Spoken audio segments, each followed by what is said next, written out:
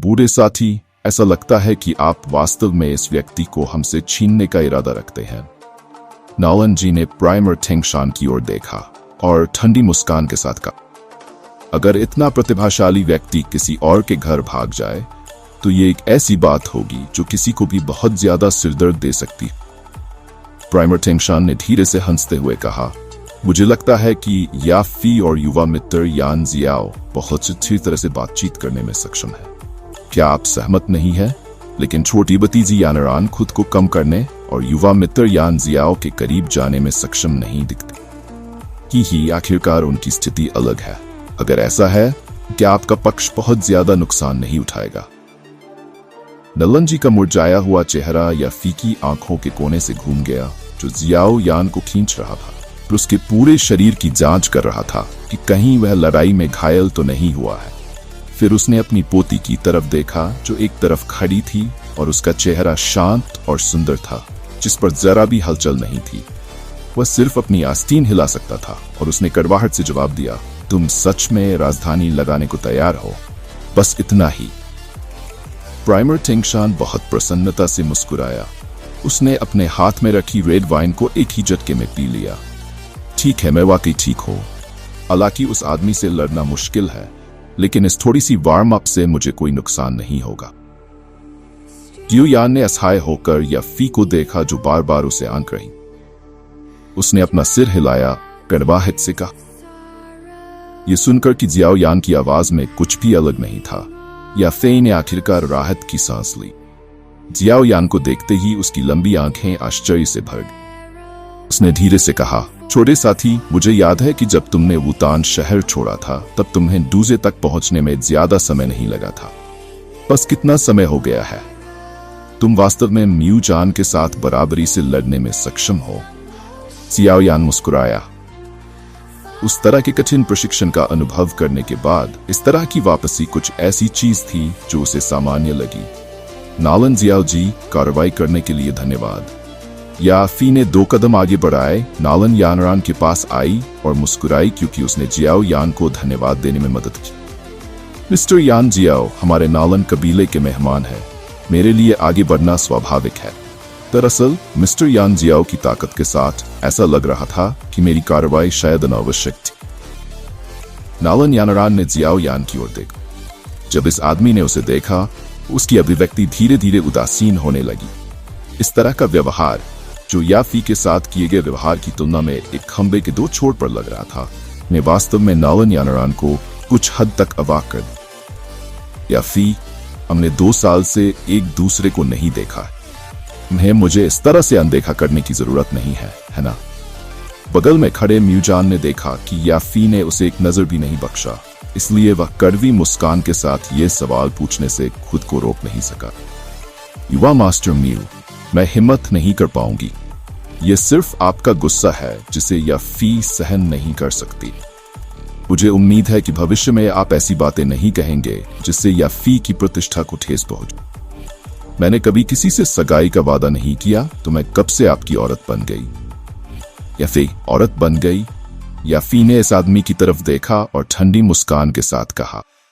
ये शब्द कहने के बाद वह एक बार फिर जियाओ यान के पास चली गई। उसने उसकी आस्तीन खींची और धीरे से कहा, चलो कहीं और चलते हैं। जियाओ यान ने सौम्य चेहरे वाली याफे की ओर देखा और फिर म्यूजान को देखा, जिसका चेहरा गुस्से में कुछ हरा हो गया था। उसने थोड़ा सिर हिलाया और याफे को उसे हॉल के दूसरी तरफ खींचने दिया। वह कमबख्त बदमाश। म्यूजान की आंखें गुस्से से जियाओ यान की पीठ पर टिकी थीं। उसने हिंसक तरीके से अपना हाथ हिलाया और फिर अपनी नजर नलन यानरान की ओर घुमाई। उसने कहा, यानरान, इस आदमी की पृष्ठभूमि क्या है? चुप मत रहो, चाहे तुम इसे कैसे भी रखो। हम बचपन में खेलते और लड़ते रहे हैं। मुझे मत बताओ कि तुम ये छोटी सी जानकारी भी बताने को तैयार नहीं हो। उग्र और क्रूर चेहरे वाले म्यूजान को देखकर यानरान ने असहाय होकर अपना सिर हिलाया। उसने कहा, ईमानदारी से कहूं तो मैं यान जियाओ की सटीक पृष्ठभूमि के बारे में वास्तव में अनिश्चित हूं, लेकिन उसकी दवा शोधन कौशल असाधारण है। मेरे दादाजी का जहर कुछ ऐसा था जिसके बारे में एल्डर बुई कुछ नहीं कर सकते। हालांकि वह इसे बाहर निकालने में सक्षम है। बस इतना ही मैं जानती हूँ। किसी भी मामले में बेहतर होगा कि तुम उसके पास न जाओ और मुसीबत में न पड़ो, अन्यथा तुम खुद को बहुत बड़ी मुसीबत में पाओ। नॉलन यानरान ने उसे याद दिलाया। फिर वह मुड़ी और धीरे धीरे हॉल में चली गई। वुझान को उसी जगह पर अकेला छोड़ दिया और अपने दांत पीसते हुए स्थिति को स्वीकार करने में असमर्थ। मुझे परवाह नहीं है कि आपकी पहचान क्या है, मुझे मौका मत दो। म्यूजान ने अपने दांतों को भींच लिया और निर्दयतापूर्वक नर्म आवाज में कहा, अध्याय को जल्दी से अपडेट करने में हमारी मदद करने के लिए अधिक उपन्यास पढ़ें और पढ़ें। बहुत बहुत धन्यवाद, जियोयान ने अचानक एक फीकी मुस्कान के साथ कहा जब वह और हाफी हॉल के प्रवेश द्वार के पास रुके। मुझे माफ कर दो। जियाओयान द्वारा अपने इरादे उजागर किए जाने पर याफी का सुंदर चेहरा चमकीला लाल हो गया और उसने धीरे से माफी मांगी। मैं वास्तव में उसके तंग करने से डर गई हूं। जब उसे पीटा जाता है तो वह नहीं जाता, जब मैं उसे उपदेश देती हूं तो वह नहीं सुनता, इसलिए मैं इसे केवल इस तरह से कर सकती। तुम नाराज तो नहीं हो, है ना? याफेई ने जियाओयान की तरफ देखा और डरते हुए पूछा। हालांकि इस तरह से अभिनय करने से उसे खुद को छुड़ाने में मदद मिल सकती थी, लेकिन इसका नतीजा यह हुआ कि मासूम जियाओयान को बिना किसी कारण के म्यूजान से नफरत होने लगी। वैसे भी यह पहली बार नहीं है कि मैंने ऐसा अनुभव किया। जियोयान ने कड़वी मुस्कान के साथ अपना सिर हिलाया।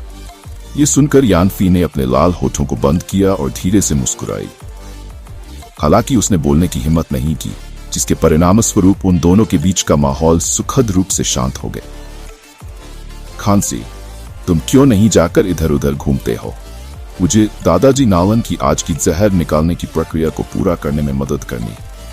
काफी देर बाद जियाओ यान ने धीरे से खांसते हुए और एक महिला नौकरानी के हाथ में रखी चांदी की प्लेट से लाल शराब का एक कप है। उसने इसे थोड़ा चखा और फिर इसे याफी के हाथ में थमा दिया। एक मुस्कान के साथ वह फिर हॉल के साइड दरवाजे की ओर चला गया। मूल स्थान पर खड़ी याफी ने अपनी आंखों से जियाओयान को विदा किया। उसने वाइन के प्याले में चमकीली लाल वाइन को धीरे से हिलाया। वाइन के प्रतिबिंब के नीचे उसका प्यारा चेहरा और भी अधिक लाल और अधिक आकर्षक हो। याफी ने शराब का प्याला उठाया और हॉल से बाहर चली गई। वह एक खंभे के पास खड़ी हो गई और शराब का प्याला हिलाया। जैसे ही उसे याद आया कि पिछली लड़ाई में जियाओयान का आक्रामक और प्रभावशाली अंदाज था, वह थोड़ी उलझन में पड़ गई। उन्हें एक दूसरे को देखे हुए सिर्फ 1 साल से ज्यादा हुआ था। उस समय का मासूम नौजवान वास्तव में एक ऐसे व्यक्ति में बदल गया था जिसमें इतना आत्मविश्वास था। याफी, तुम किस बारे में सोच रही हो? अचानक उसके पीछे से एक पुरानी हंसी की आवाज आई। प्राइमर टेंगशान फिर मुस्कुराते हुए उसके पास आया और पूछा, ये कुछ भी नहीं है। अपने विचारों को बाधित करके याफी चौंक गई और जल्दी से जवाब दिया, हाँ। प्राइमर टेंगशान मुस्कुराया और धीरे धीरे आगे बढ़ा। उसने अपने शब्दों में गहरे अर्थ के साथ कहा, तुम उस छोटे लड़के के बारे में क्या सोचते हो यान जियाओ? वह बुरा नहीं है। उसके द्वारा कहे गए शब्दों को सुनकर याफी की टिप्पणी तुरंत उसके मुंह से निकल गई। हालांकि इसके तुरंत बाद उसे कुछ महसूस हुआ और उसने जल्दी से अपना मुंह बंद कर लिया। उसकी आंखें प्राइमर टेंगशान को घूर रही थीं और उसने धीरे से पूछा, पहले एल्डर के शब्दों का क्या मतलब है? सासा, अगर आपको लगता है कि वह संतोषजनक है तो आप थोड़ा और बोल्ड हो सकते हैं। मेरा विरोध करने का कोई इरादा नहीं है, प्राइमर टेंगशान ने मुस्कुराते हुए कहा।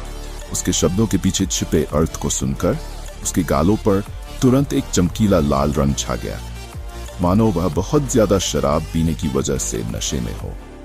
उसने अपना हाथ हिलाया और जल्दी से कहा, पहले बड़े, मेरे मन में यान जियाओ के लिए ऐसी भावनाएं नहीं है। वह मेरा एक साधारण दोस्त है। अगर आपके पास भावनाएं नहीं है तो आप उन्हें विकसित कर सकते। प्राइमर टेंगशान ने मुस्कुराते हुए गहरे अर्थ के साथ कहा, आपको यह भी पता होना चाहिए कि हमारे जैसे बड़े कबीले के सदस्य के रूप में शायद ही कभी कोई विवाह समझौता होता है जहां दोनों पक्ष इच्छुक हो। कबीला हित पर केंद्रित है। अगर कोई ऐसा व्यक्ति मिल जाए जिसे आप नापसंद न करें और कबीला उसका विरोध न करे तो ये बहुत भाग्यशाली बात है। मैं तुम्हें कुछ ऐसा बताऊंगा जिससे तुम बहुत दुखी हो जाओगी। यान शियाओ के आने से पहले अगर कबीले के अंदरूनी बुजुर्ग तुम्हारे लिए सबसे उपयुक्त व्यक्ति को चुनने के लिए वोट करते तो मुझे डर है कि मुझांग को सबसे ज्यादा वोट मिलने की संभावना होती। ऐसा इसलिए है क्योंकि दो बड़े कबीलों के नजरिए से शादी ऐसी चीज है जिससे दोनों पक्षों को फायदा होता है। ये सुनकर हाफी का हाथ जो शराब का प्याला पकड़े हुए था अचानक कस गया। या फी की प्रतिक्रिया के बाद प्राइमर टिंगशान ने आ भरी। उसने उसके कंधे को थपथपाया और हॉल में वापस चला गया।